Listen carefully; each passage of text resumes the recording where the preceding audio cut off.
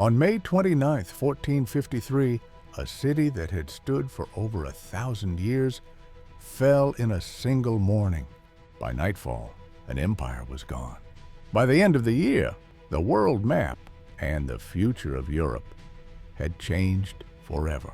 This is the story of the fall of Constantinople and why it marked the true end of the medieval world and the beginning of the modern age. Constantinople was not just another city. It was the capital of the Byzantine Empire, the eastern continuation of the Roman Empire itself. For over 100 years, Constantinople survived.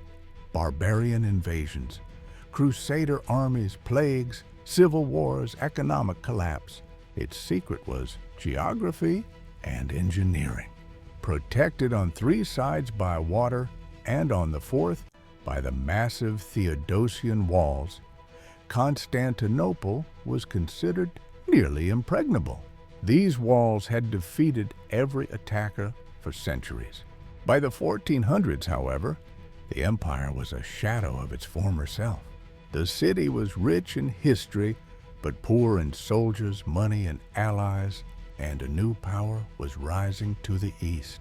Mehmed II was only 21 years old when he decided to conquer Constantinople.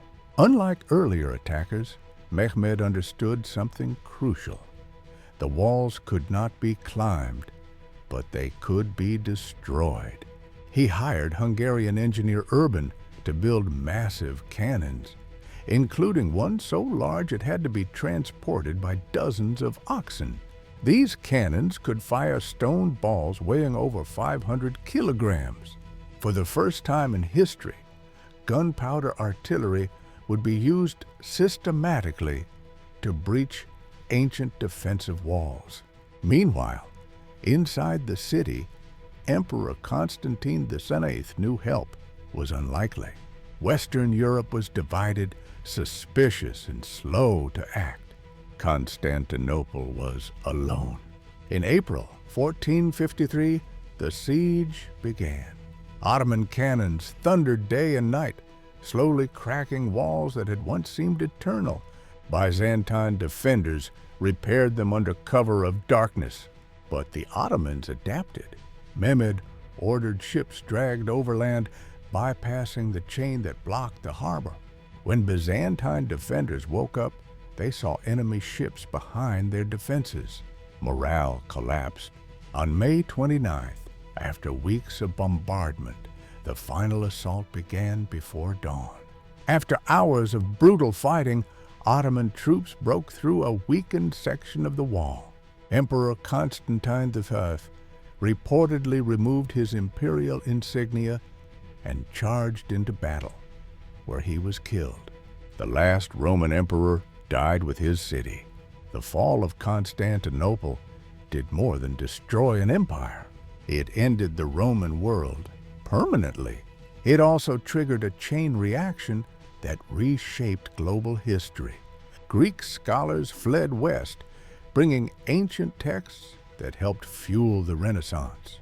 Trade routes to Asia fell under Ottoman control, pushing Europeans to search for new sea routes. This directly led to the Age of Exploration, including Columbus's voyage in 1499. Gunpowder warfare made medieval castles obsolete across Europe. In a very real sense, modern history begins here. Constantinople became Istanbul, the capital of the Ottoman Empire for centuries. The Ottomans would dominate the Eastern Mediterranean, the Middle East, and parts of Europe, and the idea that no empire lasts forever became undeniable. A city that survived for over a millennium fell not because of fate, but because technology, politics, and ambition finally aligned against it. The fall of Constantinople reminds us that history doesn't end with a single battle, but it can begin there. One city fell, one era ended, and the modern world quietly began. Don't forget to like and follow for more.